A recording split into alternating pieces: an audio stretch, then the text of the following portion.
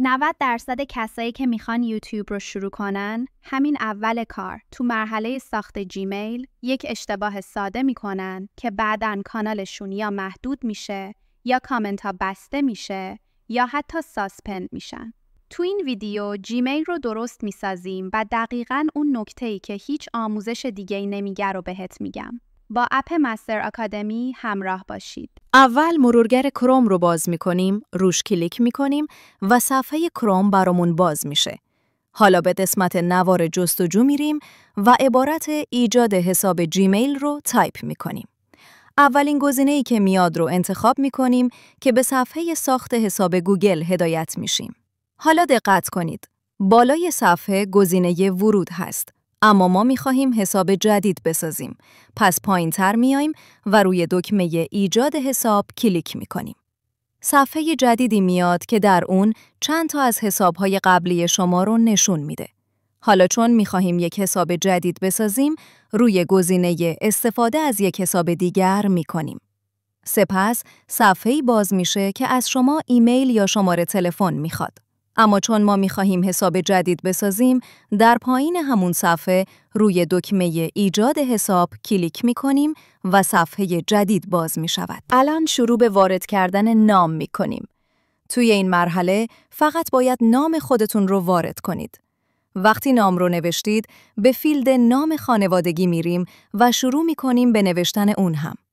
این کار خیلی سریع انجام میشه و بعد از اینکه این دو فیلد رو پر کردید، میرید به مرحله بعد. در این مرحله دکمه بعدی رو پیدا میکنید و روی اون کلیک میکنید. وقتی کلیک کنید، صفحه جدیدی باز میشه که حالا اطلاعات اصلی حساب شما رو از شما میخواد. اولین فیلد رو پر میکنیم و روی روز کلیک میکنیم. بعد از اینکه روز رو وارد کردیم، به قسمت ماه میریم و ماه رو انتخاب میکنیم. پس از اون به بخش سال میریم و سال رو انتخاب میکنیم. حالا پایین صفحه میایم و به فیلد جنسیت میرسیم. اینجا روی جنسیت کلیک میکنیم و فیلد رو پر میکنیم و دکمه بعدی را میزنیم. حالا وارد صفحه وارد کردن نشانی جیمیل میشیم. از اینجا شروع به تایپ کردن نام جیمیل خودمون میکنیم. حروف رو به ترتیب وارد میکنیم تا تمام نشانی جیمیل رو بنویسیم. البته همیشه خود گوگل نشانی‌هایی از پیش ساخته هم میگذارد. بعد از اینکه نشانی جیمیل تکمیل شد و یک بررسی کردیم و درست بودند، به پایین صفحه میایم و روی دکمه بعدی کلیک میکنیم. حالا صفحه جدیدی باز می شود. الان وارد صفحه ایجاد گذرواژه قوی میشیم. در اینجا باید یک گذرواژه امن وارد کنیم. گذرواژه باید ترکیبی از حروف بزرگ و کوچک، اعداد و نمادها باشه تا حساب شما ایمن بشه. حالا شروع به نوشتن گذرواژه می‌کنیم. بعد از اینکه گذرواژه رو وارد کردیم، باید دوباره همون گذرواژه رو در کادر زیرش تایپ کنیم تا مطمئن بشیم که درست وارد کردیم. این قسمت را دقت کنید، چون اگر با کادر بالا تفاوت داشته باشد، تایید نمی‌شود. وقتی این کار را انجام دادیم، باید مطمئن بشیم که گذرواژه به درستی تایید شده. حالا که کار تایید گذرواژه تموم شد، روی دکمه بعدی کلیک می‌کنیم و به صفحه بعدی میریم. الان وارد صفحه‌ای میشیم که از ما میخواد تلفن یا ایمیل بازیابی وارد کنیم. این اطلاعات میتونن در مواقعی که دسترسی به حسابتون رو از دست بدید، به شما کمک کنن. البته من وقت نداشتم و از این بخش رد شدم. اما توصیه میکنم که حتما این اطلاعات رو وارد کنید، چون ممکنه در آینده به دردتون بخوره. حالا وارد صفحه‌ای میشیم که از ما میخواد نشانی خانه رو وارد کنیم.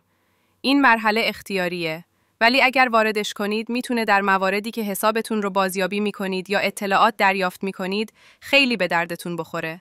من این بخش رو رد میکنم. الان وارد صفحه‌ای میشیم که نوشته اطلاعات حسابتون رو مرور کنید. این صفحه فقط خلاصه‌ای از چیزهایی هست که تا الان وارد کردیم. حالا وارد صفحه شرایط و قوانین گوگل میشیم. این بخش توضیح میده که حساب جیمیل چطور استفاده میشه و چه قوانینی داره. تا پایین صفحه میریم و روی گزینه موافقم کلیک میکنیم.